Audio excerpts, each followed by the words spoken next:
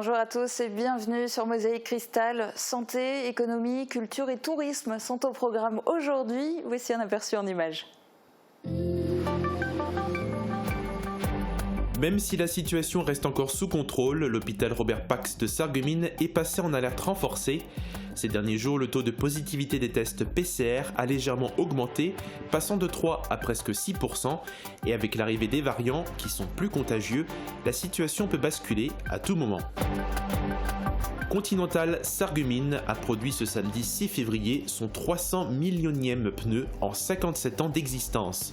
En 1999, l'usine a passé la barre des 100 millions de pneus et le site a construit des nouveaux bâtiments.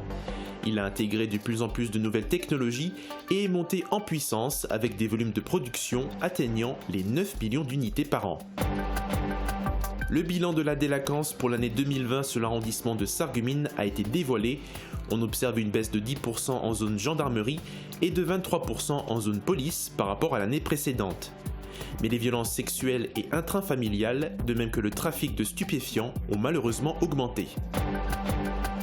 Les élèves de l'école de la montagne supérieure de Sarreguemines ont rencontré Yann Schrub, athlète local, à l'occasion de la semaine olympique dans les établissements scolaires.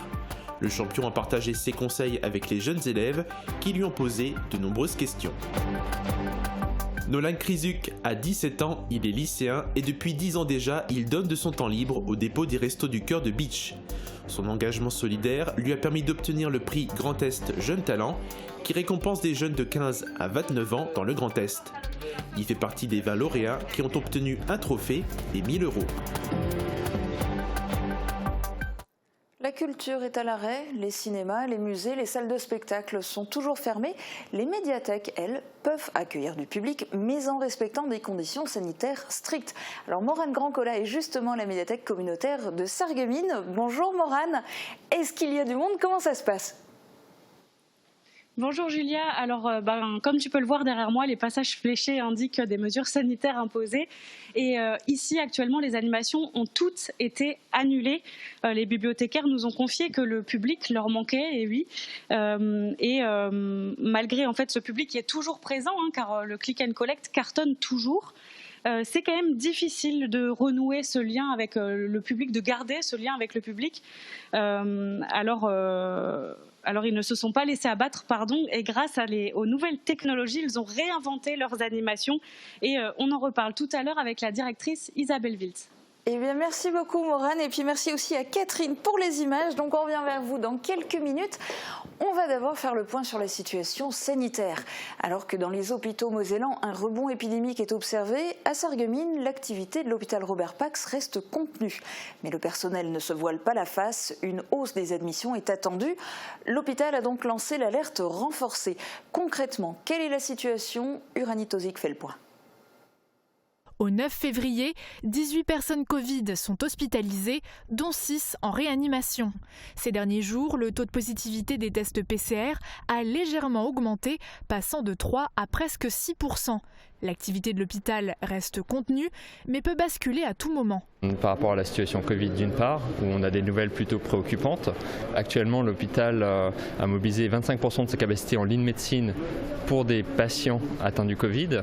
Et l'hôpital, par ailleurs, est plein, à quelques lits près. C'est-à-dire qu'on compte toujours une très forte demande.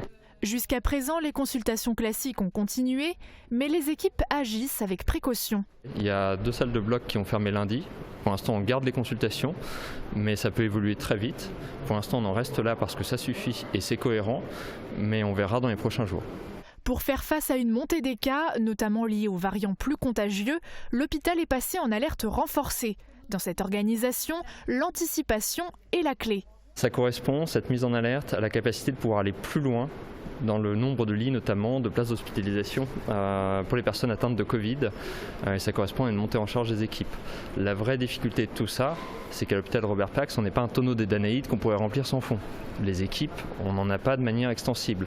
Ça veut dire qu'on nous demande d'anticiper comment on peut réallouer nos ressources pour les besoins de Covid qui pourraient flamber.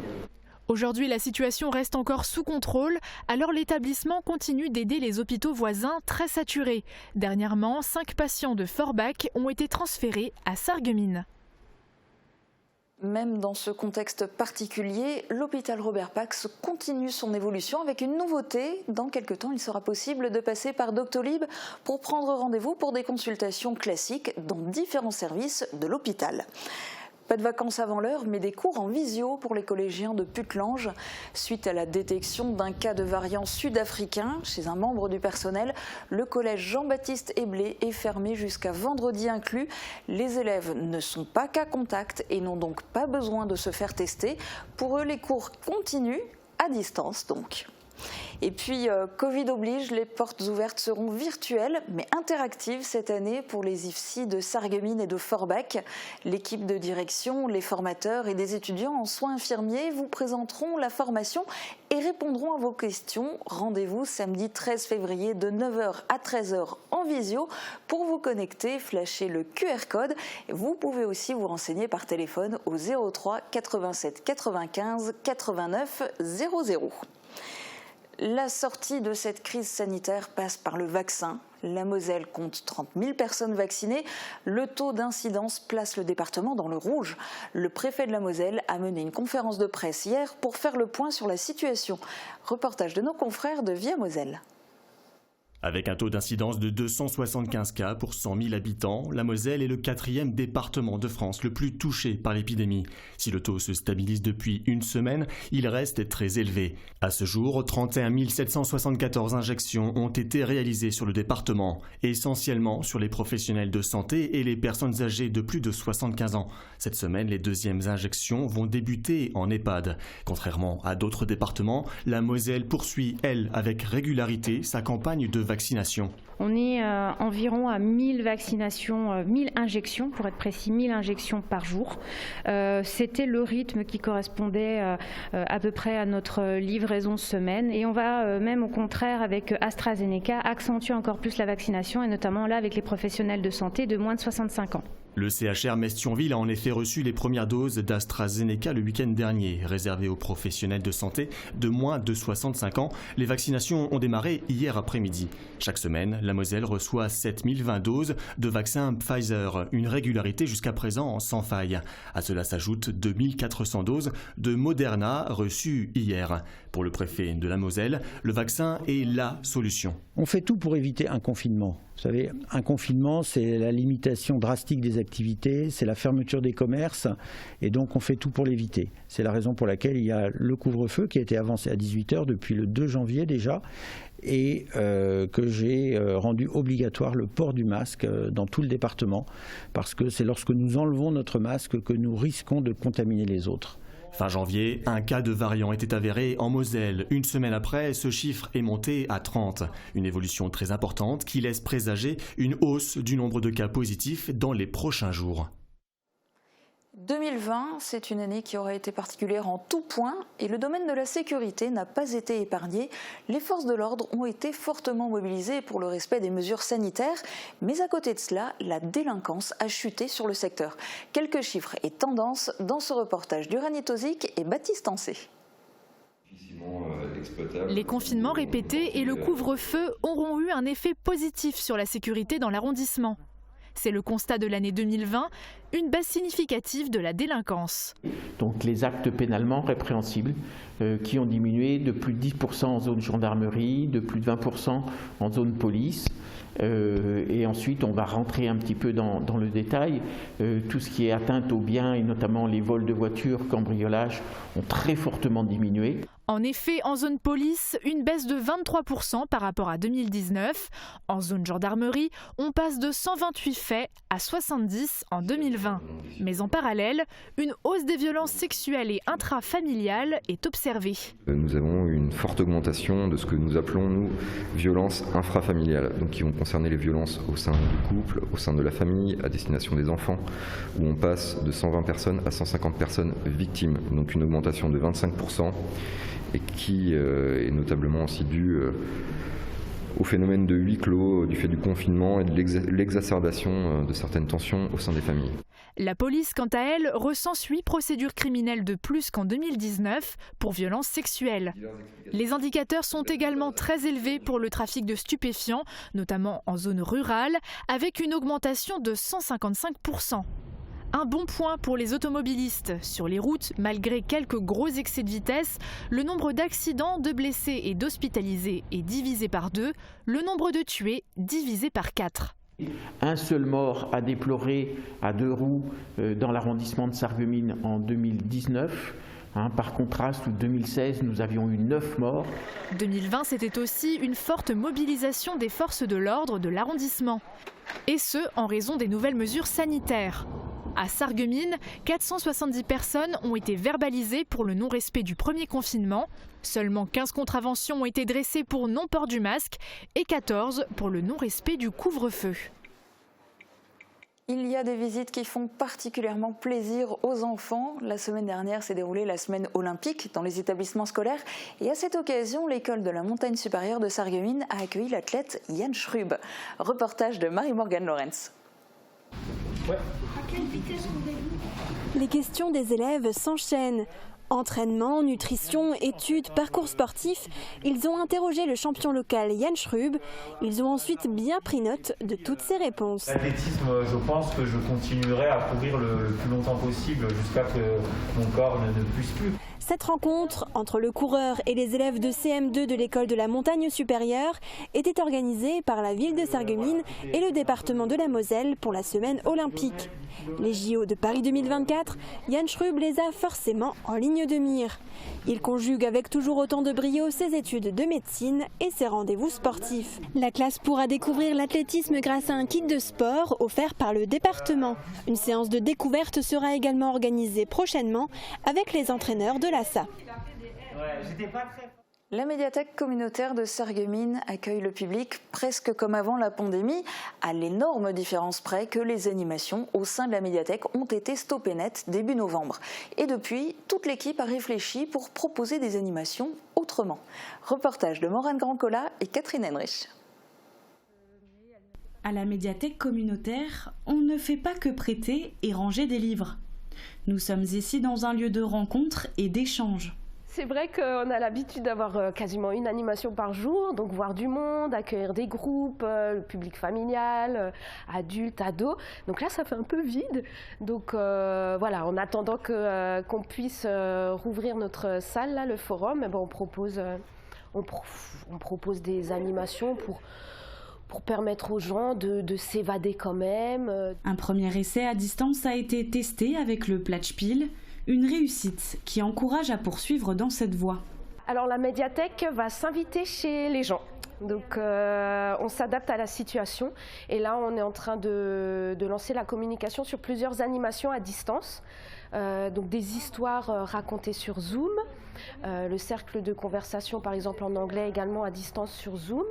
On va lancer une nouveauté, c'est les histoires par téléphone, les lectures par téléphone. De l'imagination pour entretenir le lien avec le public, ici, on n'en manque pas.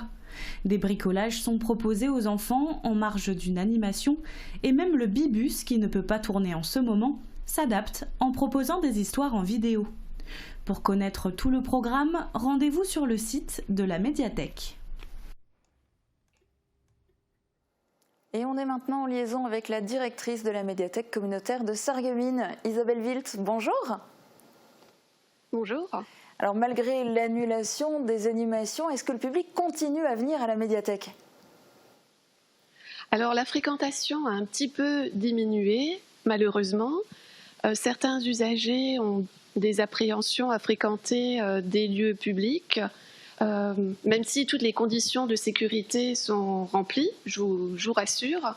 Donc nous, on essaie de proposer des services adaptés pour ces publics qui n'osent pas ou ne peuvent pas se déplacer et venir à la médiathèque. Pour aller à l'heure de vin, alors justement, déjà bien avant en fait, les restrictions imposées par le contexte sanitaire, vous proposiez déjà des services qui permettaient au public d'accéder au contenu de la médiathèque sans se déplacer, comme le portage à domicile ou bien le téléchargement de livres numériques. Est-ce que ça s'est développé ?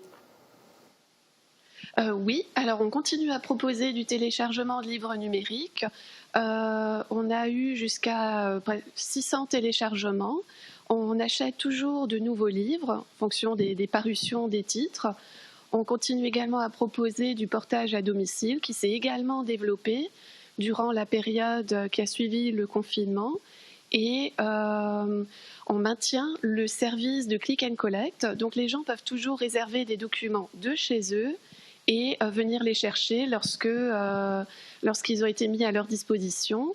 Et c'est encore plus simple depuis qu'on a lancé une application qui s'appelle Ma Bibli et qui permet d'accéder à son compte lecteur, à la base de données de la médiathèque et donc de réserver les documents. Cette application est disponible sur n'importe quel store et elle peut être téléchargée et installée sur n'importe quel smartphone. Et puis alors côté animation, parce qu'on l'a vu dans le reportage, il y a des animations à distance, tout un panel qui va être proposé pour les prochaines vacances. Mais après, qu'en est-il de la suite ? Alors, on va proposer des actions en direction des scolaires via Zoom. On est en train de contacter les écoles. On a commencé à intervenir dans les crèches pour des lectures d'histoire sur place. Et on va également intervenir dans les maisons de retraite. Alors, dans le respect des règles sanitaires, les collègues qui interviendront devront faire un test avant de se retrouver en contact avec les seniors. Mais et donc on essaie de garder le lien avec tous les publics, quoi. Du coup, oui, c'est exactement ça. D'accord. Eh bien, merci beaucoup d'avoir répondu en direct sur Mosaïque Cristal. On continue cette émission. Dans un instant, vous allez faire la connaissance d'un tout jeune bénévole particulièrement investi au Resto du Cœur. On parlera aussi du tourisme, particulièrement touché par la crise. Et un passionné de ski vous fera sans doute rêver. La neige est au rendez-vous, malheureusement le froid aussi. Le préfet de la Moselle a déclenché le niveau 2 du plan Grand Froid. Les maraudes sont intensifiées pour venir au-devant des personnes sans domicile. Des lits d'appoint et des places supplémentaires en hébergement provisoire sont mobilisés. Pensez à appeler le 115 pour signaler toute personne sans hébergement. Et puisqu'on parle de température, eh bien voici les prévisions de Météo France pour demain. La météo vous est présentée par le Crédit Mutuel. Une banque qui appartient à ses clients, ça change tout. La rénovation de vos façades avec Modern Habitat allie esthétique et une résistance garantie à toutes les intempéries.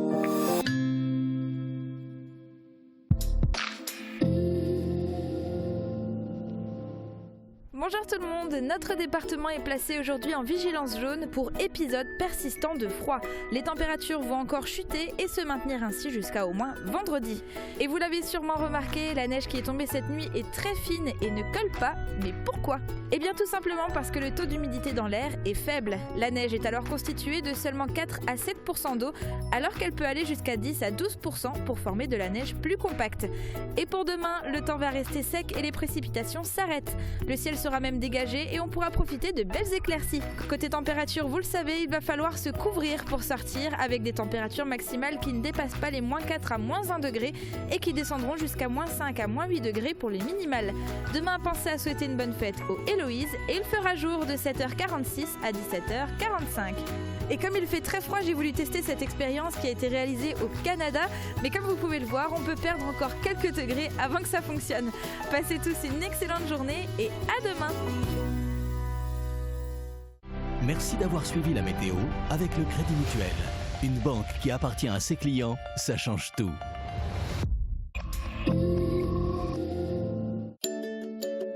Contrairement à un simple turban que souvent les dames mettent, là elles retrouvent un peu une allure et puis leur style en fait. Grâce aux cheveux, on a toujours une petite broche avec. La personne elle peut vraiment créer son modèle comme elle veut, le rendre un peu plus personnel.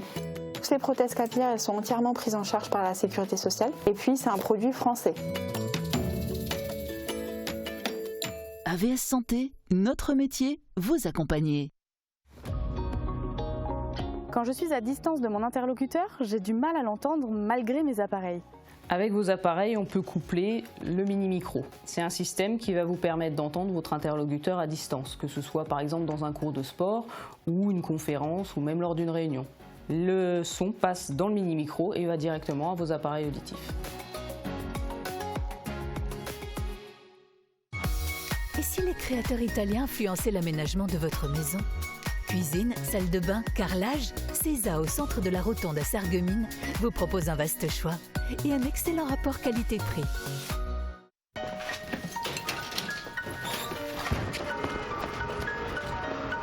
Enfiler un uniforme. Ou pas.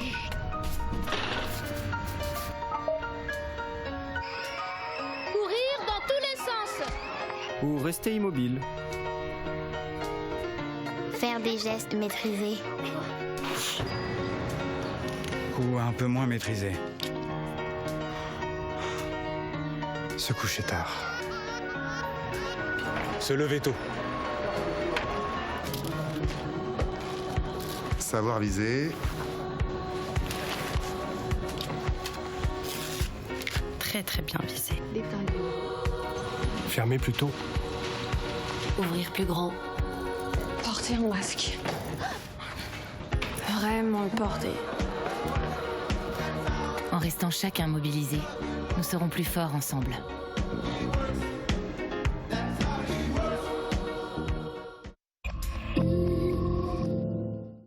Une récompense pour un engagement solidaire. Nolan Krzyzuk a obtenu le prix Grand Est Jeunes Talents, dédié aux jeunes de 15 à 29 ans qui innovent, entreprennent ou participent au développement et au rayonnement du Grand Est. Nolan est bitchois et il fait partie des 20 lauréats. Depuis 10 ans, il donne de son temps au dépôt des Restos du Cœur de Bitche. Catherine Henrich l'y a rencontré. Au milieu des jeunes retraités qui préparent les colis pour les 12 centres de distribution des Restos du Cœur de Moselle-Est, voici Nolan, 17 ans, lycéen. Déjà 10 ans que le jeune homme est engagé auprès des bénévoles du dépôt de Bitche. Alors que les papys emmènent plutôt leurs petits-enfants dans leur atelier, Joseph Veil, responsable du dépôt, lui, a emmené son petit-fils dès l'âge de 7 ans ici, au milieu des palettes de marchandises. Il m'a apporté une fois ici, je portais des petits colis assez légers, je passais le balai, tout ça. Et à force, il me rapportait ici, mais je revenais. Et à force, je m'intéressais de plus en plus, j'aidais un peu plus. Les vacances, je les passe ici à aider. Pendant les périodes scolaires, dès que je peux, je viens aider, tout ça. Parmi les 20 lauréats de Grand Est Jeunes Talents, 4 ont été récompensés pour leur engagement solidaire, dont Nolan, qui ne s'attendait pas à cette récompense. À la clé, un trophée et 1 000 €. C'était plus exactement une amie de ma mère qui m'a aidé, qui m'avait déjà proposé ça l'an dernier, je veux dire. Et je me suis dit, sans plus. Mais elle a quand même redemandé et je me suis dit, pourquoi pas.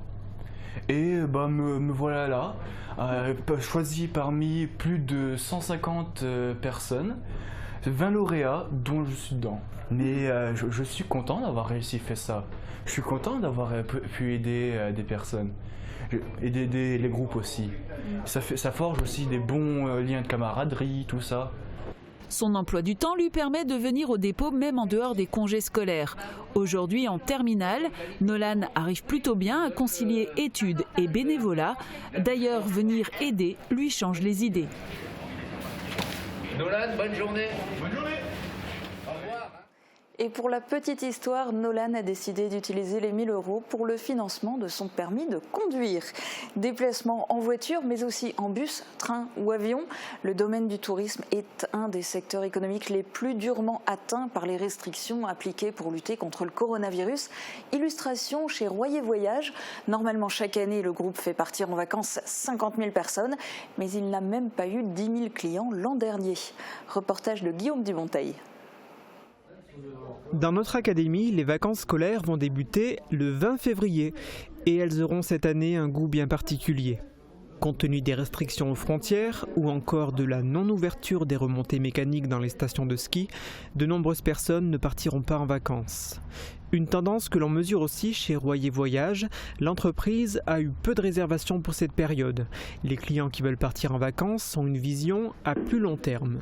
Vous avez des gens qui sont encore vraiment sur la réserve et qui ne se projettent pas encore maintenant, donc qui ne prennent pas de décision, et vous avez des gens qui réservent déjà, qui se projettent à 3 mois, qui se projettent sur l'été, qui réservent leurs vacances parce qu'ils ont envie de se donner un horizon et ils ont envie d'avoir ce projet de repartir. Pour inciter les clients à partir, davantage de souplesse est proposée dans les contrats de réservation. Il est possible d'être remboursé. Aujourd'hui, quand vous réservez un voyage, si le voyage est annulé par le tour opérateur, par l'organisateur, par l'agence, vous êtes remboursé de ce voyage.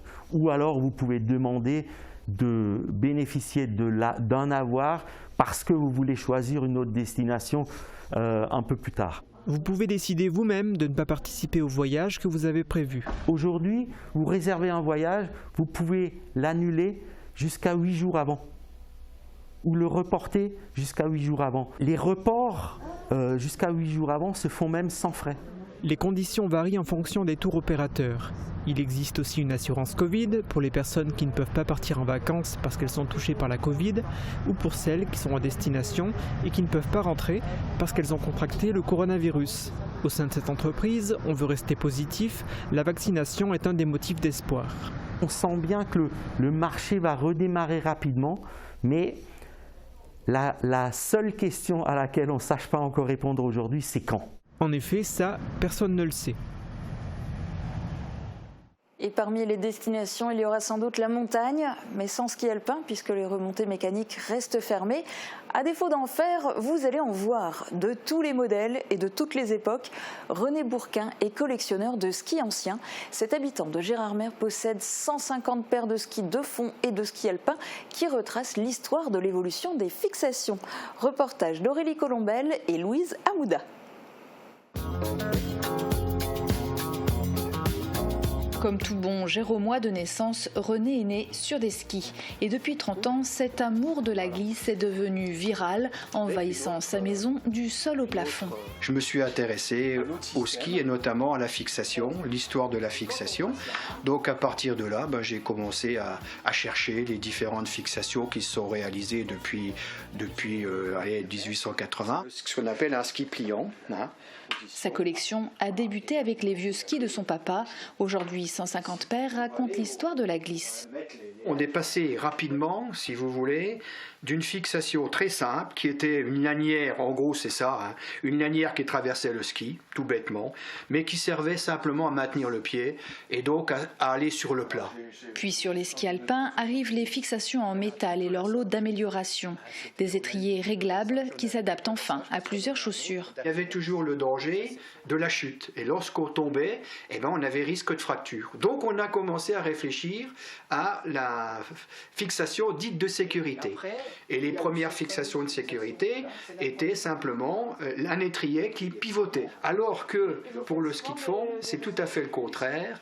La fixation ski de fond était simplement ce qu'on appelle une fourchette à partir des années 28. Et à partir de 68 et jusqu'à nos jours, elle évolue tout le temps. Sa patience lui a permis de récupérer à la déchetterie ou en vente à peu près tout ce qui se fait depuis 1885, la naissance du ski alpin en Norvège, à 1970, et de suivre l'évolution du ski de fond jusqu'à nos jours. Il date de 1941, c'est pour ça qu'on l'appelle l'Olympique 41.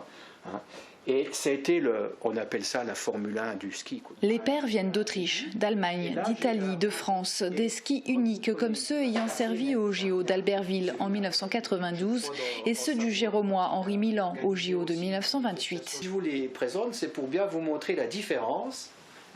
4,5 kg. Petite différence, maintenant il ne faut plus que pratiquement 2 kilos, même pas. Intarissable, René espère pouvoir exposer sa collection à la Bresse en 2022. En attendant, il a profité des confinements pour étiqueter une à une chaque paire et annoter ses particularités. Et on la laisse une quinzaine de jours. Et quand on la... Les réseaux sociaux, c'est une manière de créer du lien, c'est aussi une façon de soutenir des causes. Vous aviez été nombreux à suivre la page Facebook L'Espoir de Sandrine pour vaincre le cancer et plus de 3000 à participer à la cagnotte lancée sur Internet pour financer son traitement en Allemagne. Nous vous en avions parlé dans un reportage diffusé en novembre dernier. La cagnotte Litchi avait permis de réunir plus de 90 000 € de dons. Mais pour Sandrine Cirque, jeune maman d'une petite fille de 7 ans, l'espoir s'est envolé. Atteinte d'un cancer du sein AAA qui s'était généralisé, Sandrine est décédée lundi. Son conjoint a annoncé qu'il va reverser l'argent restant de la cagnotte à une association de lutte contre le cancer du sein. Toutes nos condoléances aux proches de la famille aux proches et à la famille de Sandrine. Prenez soin de vous. À demain dès midi sur Mosaïque Cristal.